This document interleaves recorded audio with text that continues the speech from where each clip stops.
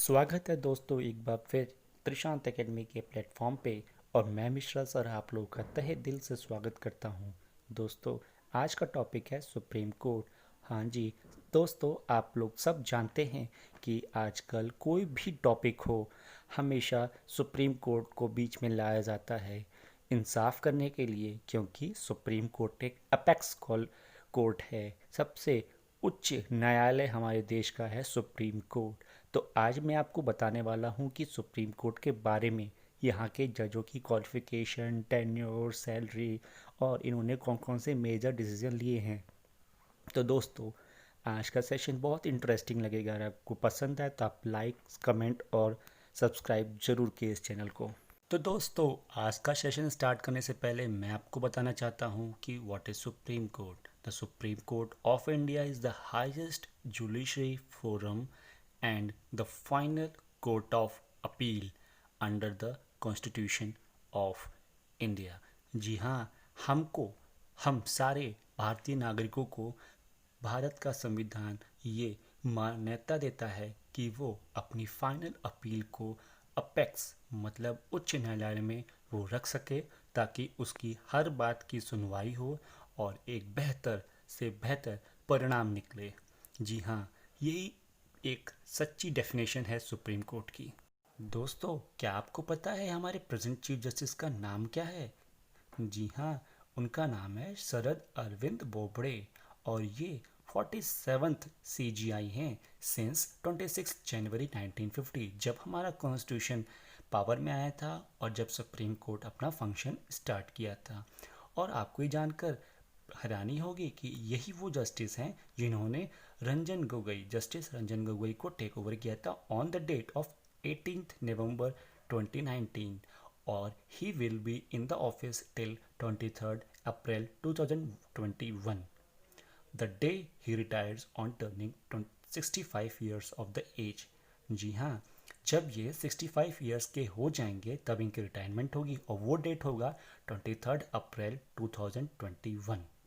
और justice Ranjan Gogoi retired हुए थे 18th नवंबर 2019, और इन्होंने बहुत ही मेजर से मेजर डिसीजन लिए थे in the favour of Indian government and Indian citizens according to the constitution of India. तो ये हमारे थे प्रेजेंट जस्टिस। दोस्तों, मैं अब आपको कुछ बेसिक और कुछ डीप इंफॉर्मेशन देना चाहता हूँ अपने सुप्रीम कोर्ट के बारे में। दोस्तों, मैं बताना चाहता हूँ कि अपना सुप्रीम कोर्ट फर्स्ट स्टार्ट हुआ था फंक्शन करना 28 जनवरी 1950 को, और इसको हम पहले कहते थे federal court of India, which was created as per the government of India act 1935। और मैं आपको बताना चाहता हूँ कि प्रेजेंट स्ट्रेंथ क्या है अपने एपेक्स कोर्ट मतलब सुप्रीम कोर्ट उच्च न्यायालय में अभी प्रेजेंट में कितने चीफ जस्टिस रहते हैं और कितने जजेस रहते हैं। तो मैं बताना चाहता हूँ कि ओनली वन चीफ जस्टिस हैं और 30 सैंक्शनड अदर जजेस हैं। ये स्ट्रेंथ है प्रेजेंट हमारे सुप्रीम कोर्ट ऑफ इंडिया की। Now moving to the next part of the session. दोस्तों, अब मैं बताने जा रहा हूँ आपको क्वालिफिकेशन फॉर द जज ऑफ द सुप्रीम कोर्ट। जी हाँ, आखिरकार जज की क्वालिफिकेशन क्या होनी चाहिए अगर वो सुप्रीम कोर्ट के लिए अपॉइंट होता है। तो उसकी पहली क्वालिफिकेशन ये है कि ही और she should be the citizen of India. वह भारत का, केवल भारत का ही नागरिक होना चाहिए। शुड हैव बीन अ जज of high court for 5 year and an advocate of a high court for 10 year. जी हाँ, वो चाहे तो जज होना चाहिए हाई कोर्ट का मिनिमम ऑफ फॉर 5 ईयर, या एडवोकेट होना चाहिए हाई कोर्ट का for the minimum of 10 year. और last but not the least, should be a distinguished journalist in the opinion of the president. जी हाँ, ये बहुत इंपॉर्टेंट चीज़ है, तो इसको आप जरूर ईयर मार्क कीजिएगा।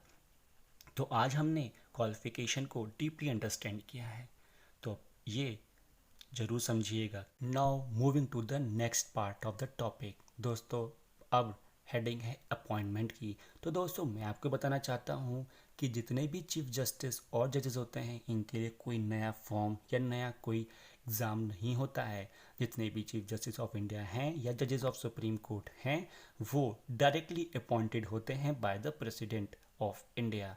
ये हमारे प्रेसिडेंट ऑफ इंडिया को अधिकार मिला है कि वो डायरेक्टली इनको अपॉइंट करें। तो इस बात को आप ध्यान से समझिएगा और ये एग्जामिनेशन पॉइंट ऑफ व्यू से बहुत ज़्यादा इम्पॉर्टेंट है। दोस्तों अब नेक्स्ट पार्ट पे मूव करते हैं, वो है टेन्योर पीरियड। जी हाँ, द सुप्रीम कोर्ट जजेस retired at the age of the 65। जैसा कि मैंने आपको बता रखा था कि जो हमारे चीफ जस्टिस ऑफ इंडिया हैं वो at the age of the 65 वो रिटायर्ड होंगे और he can resign his office by writing to the president. जी हाँ, वो सीधे कुछ लेटर लिखेंगे, कुछ राइटिंग लिखेंगे और वो प्रेसिडेंट को दे सकते हैं और वो रिज़ाइन ले सकते हैं बिफोर द रिटायरमेंट, क्योंकि हमको प्रेसिडेंट ने ही अपॉइंट किया है। He can be remove from his office by the president on the recommendation of the parliament only. ये आप लोग ध्यान से देखिएगा। Now next heading is the salary. जी हाँ, the chief justice of supreme court has a salary 2,80,000 and the Supreme Court judge has a salary rupees 2,50,000। जी हाँ, 2,80,000 जो chief justice of supreme court हैं उनकी सैलरी है और 2.5 लाख रुपए है सुप्रीम कोर्ट के जजेस की सैलरी। ये है मंथली सैलरी। ठीक है, ये भी एग्ज़ाम में पूछा जाता है। तो हर एक चीज़ एग्जामिनेशन पॉइंट ऑफ व्यू से बहुत बहुत इंपॉर्टेंट है। और दोस्तों अब मैं बताने जा रहा हूँ आपको major decision of apex court, that is Supreme Court. पहला है अयोध्या केस क्लोजर। जी हाँ, dispute land between the Hindus and the Muslim. हम सब जानते हैं हिंदू और मुस्लिम के बीच में ये बहुत एक बड़ा मुद्दा था जिसको सुप्रीम कोर्ट ने ही हल किया था और हम जानते हैं कि alternative land to the Muslim को दिया गया है। दोस्तों अगर एक और एग्जांपल लें तो वो है द आर्टिकल 370। जी हाँ, इन अप्रैल 2018 the supreme Court of India ruled that article 370 had attend primacy since the state constitution assembly has ceased to exist. The president issued the order with the concurrence of the government of state of Jammu and Kashmir।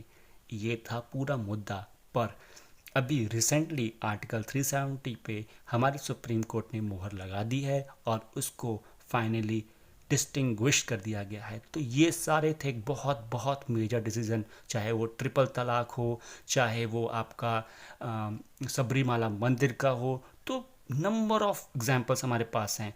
तो दोस्तों मैं आप सभी लोगों का बहुत बहुत धन्यवाद करता हूँ on the behalf of Trishant academy. और दोस्तों अगर आपको मेरा ये सेशन पसंद आया होगा और मुझे पता है आपको पसंद आया होगा तो आप ज़रूर लाइक कीजिए और हमारे इस चैनल को अगर आपने अभी तक सब्सक्राइब नहीं किया है तो ज़रूर सब्सक्राइब कीजिए। दोस्तों ये रेड बटन जो है बेल आइकन उसको ज़रूर प्रेस कीजिए ताकि आपको हर रोज़ अपडेटेड व्यूज़ मिलते रहें और आपका वैल्यूएबल कमेंट के लिए हम हर रोज़ तैयार रहेंगे। तो थैंक यू वंस अगेन।